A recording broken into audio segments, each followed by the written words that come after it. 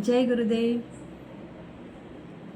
आज का जो ज्ञान पत्र है वो ये है कि असीम धैर्य व कुशल खरीदारी।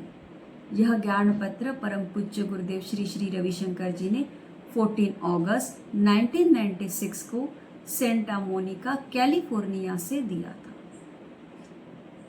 तो इस ज्ञान पत्र में गुरुदेव हमें ये बता रहे कि जैसे देखो, मान लो तुम ईश्वर से कुछ वरदान लेने के लिए जा रहे हो और जब तुम्हारा उद्देश्य केवल और केवल वरदान लेना ही है तब तुम जल्दबाजी में रहते हो।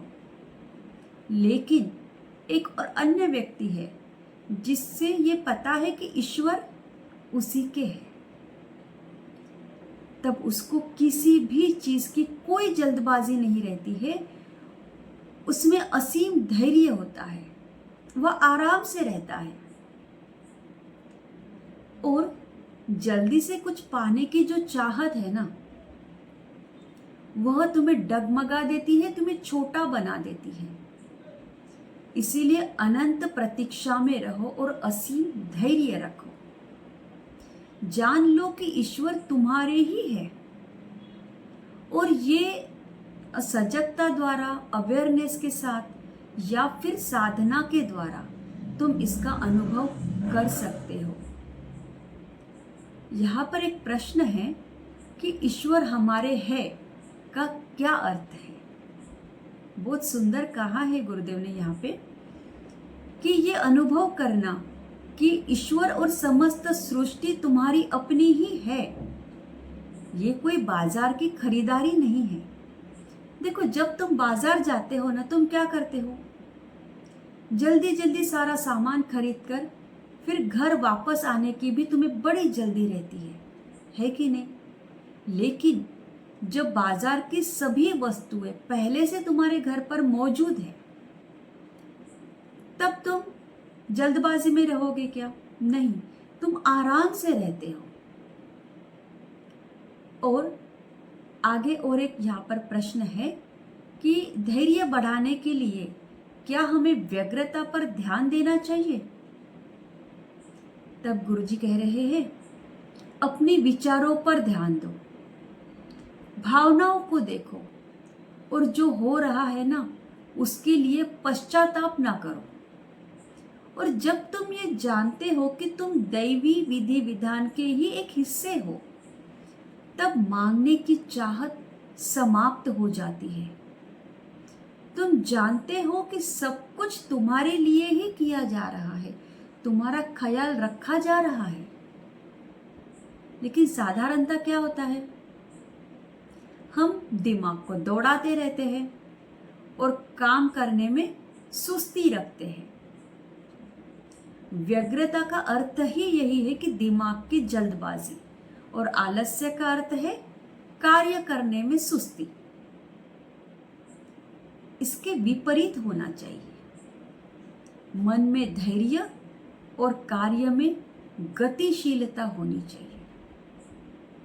तो कितना सुंदर ये ज्ञान पत्र है ना आज का, कि असीम धैर्य व कुशल खरीदारी।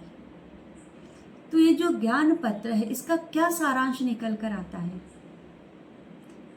तो मान लो कि जैसे तुम एक इंटरव्यू देने जा रहे हो और तुम्हें बस से जाना है।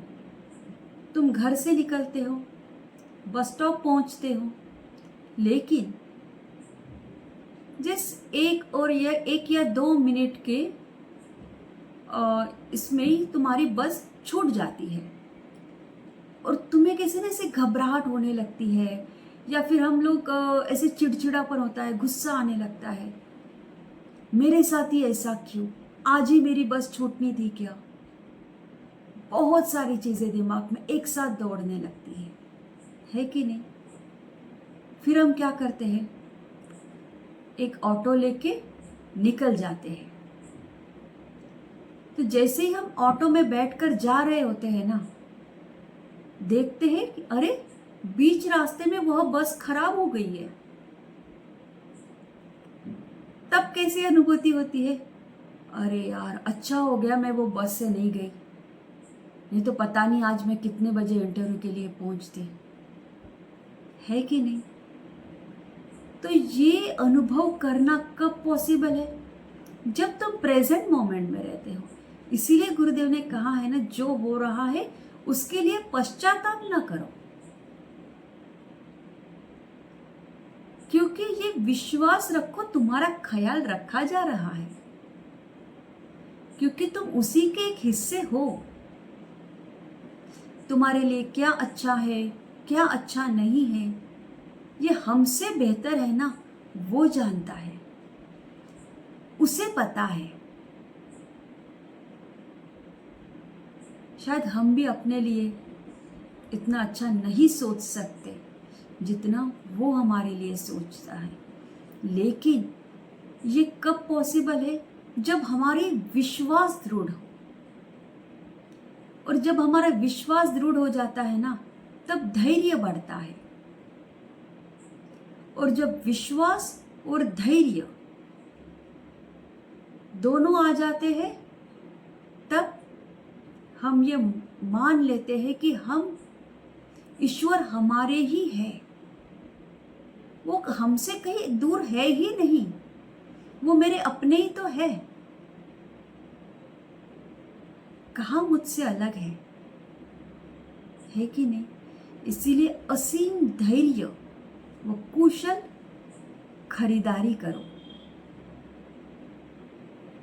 जय गुरुदेव।